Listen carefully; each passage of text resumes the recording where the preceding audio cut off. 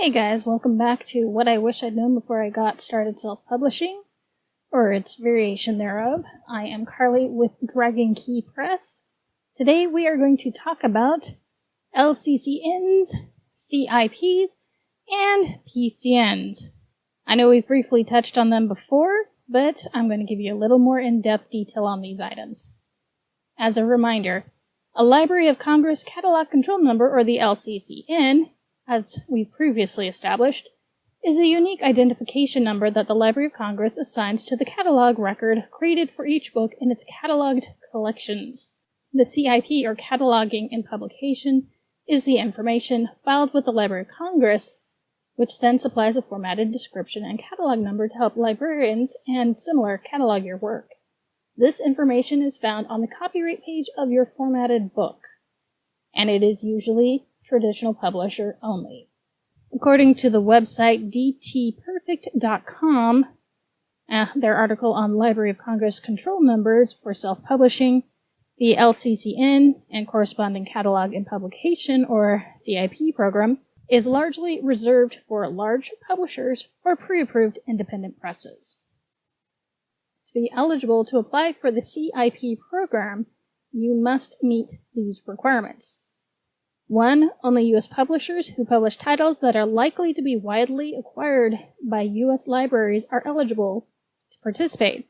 And 2. Every publisher or imprint must have already published a minimum of 3 titles by 3 different authors. All 3 titles must have been widely acquired by U.S. libraries.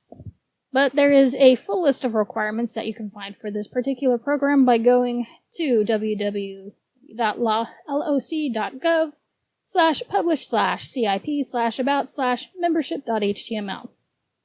Yeah, big long address, I know. But if you are listening to this, chances are good you're going the self-publishing route, and this does not apply to you. There is, however, an answer to that, which evens the playing field. The PCN, or Pre-Assigned Control Number Program. The purpose of the Pre-Assigned Control Number PCN program, according to LOC.gov, which is the Library of Congress website in case you didn't know, is to enable the Library of Congress to assign control numbers in advance of publication to those titles that may be added to the library's collections. This does not necessarily mean that your book automatically gets put into the Library of Congress bookshelves, but it does create a placeholder in case librarians want to actually put your book in their libraries. The publisher prints the control number in the book and thereby facilitates cataloging and other book processing activities, which basically gives librarians that little area to say, hey, this is a number I can go to find information that may have been put in by other librarians, even if this book isn't technically in the Library of Congress shelving system. This information will also be put in the copyright page, part of your front matter. The PCN links the book to any record which the Library of Congress, other libraries, bibliographic utilities, or book vendors may create. And just like the LCCN has a CiP, or Cataloging and Publication, the PCN has what's called P-CiP. This is simply the cataloging data for the PCN. If you're confused about all the terms yet, don't worry, it'll get worse, because there are a lot of acronyms in this whole publishing stuff. Just remember, PCN is for self-publishing, CiP is more traditional. And it all applies to getting that fantastic number you put on your copyright page to say, hey, Library of Congress, this is the number if you want the data on my book, or any other library for that matter. Applying to be part of the program for the PCN is a twofold process. You must first apply for a PCN account with the Library of Congress.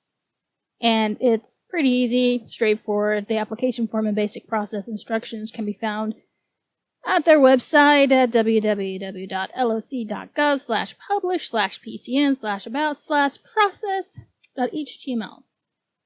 It's pretty straightforward. Not quite idiot-proof, but there's always somebody who can kind of walk you through it if need be.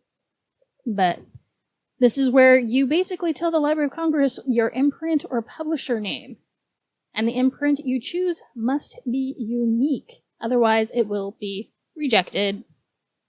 Because as a self-published author, you get to choose what you're going to have your publishing house called, aka you, because you are your own publishing house at this point. However, once your account is approved, you are then eligible to apply for the LCCN. This process can take several weeks to several months, so plan accordingly, and you must have it all in place before you actually hit that publish/print button. Because once you've published your book, you can't get it. Just keep that in mind. Once you are approved for your account, however, you can log in and apply for the LCCN specific for your book. And they kind of streamlined the process since I first started doing this, which is really great, as you had to go in and put in every single one of your formats. Now they kind of give you a thing where you can say, oh, format this, ABC, or hardbound, paperbound, ebook, blah, blah, blah, blah, blah. Makes it a lot easier than it used to be. But this information that you're going to need to put in is going to be the title information, the ISBN, and it must be specifically assigned to your book title and format. Remember, this is the number that through thick and thin, forever and ever, is going to be assigned specifically to your book because it has all the information pertaining to that book. And we will definitely get into more about this ISBN stuff and what all it means and entails in a different episode. So try not to freak out too much, but there's a lot that goes into that, and yeah, we'll cover it later. Anyway, other information you're going to have to put into the Library of Congress website to get your LCCN includes your author bio, so get working on that now if you haven't already. Your BISAC catalog categories, remember we talked about those earlier. Usually you need at least one or two to make things happy in the application process.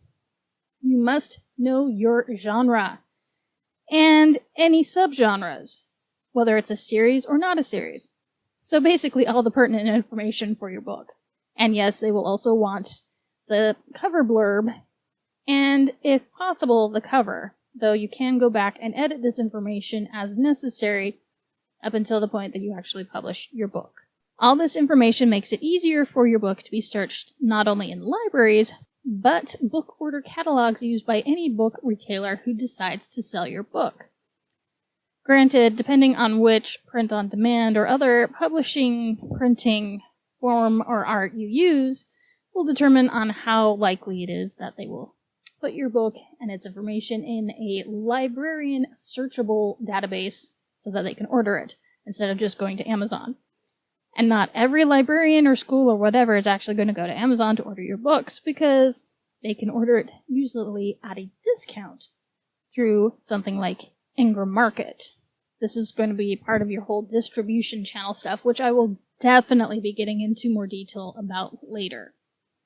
But once you have that LCCN number approved, they will send you an email with the number, and they will require that you pretty much copy-paste it exactly as it appears in the email and put it in the front matter on the copyright page of your book. You will also need to include the city and state that you are publishing your book in, the city and state of your imprint house, as it were, where it's located. For example, Dallas, Texas, United States. And this is all applicable to United States citizens. So if you live outside of the United States, I'm sorry, I don't have the process for that. You kind of have to look that one up on your own or find somebody who does know that, because I am only in the United States and that's my expertise there. But once you've got that all set and sorted and your book is ready to go and you've got your Library of Congress catalog control number in your book, huzzah! Woohoo! You're good to go. But we'll talk about that more later. And for all intents and purposes, I think that's probably going to be enough about this stuff for now, because I don't want to overwhelm you, because that's a lot. I mean, LCCN, CiP, PCN, all of its variations, blah, blah, blah, blah. It's a lot of info. So if you have any questions about any of this, feel free to drop me a message or a comment, and I will try to answer your specific questions. If you don't want to ask me, feel free to go ahead and look up all of this on your own, but that's totally up to you. I hope you learned something new about all of the Library of Congress stuff, and we will see you next time.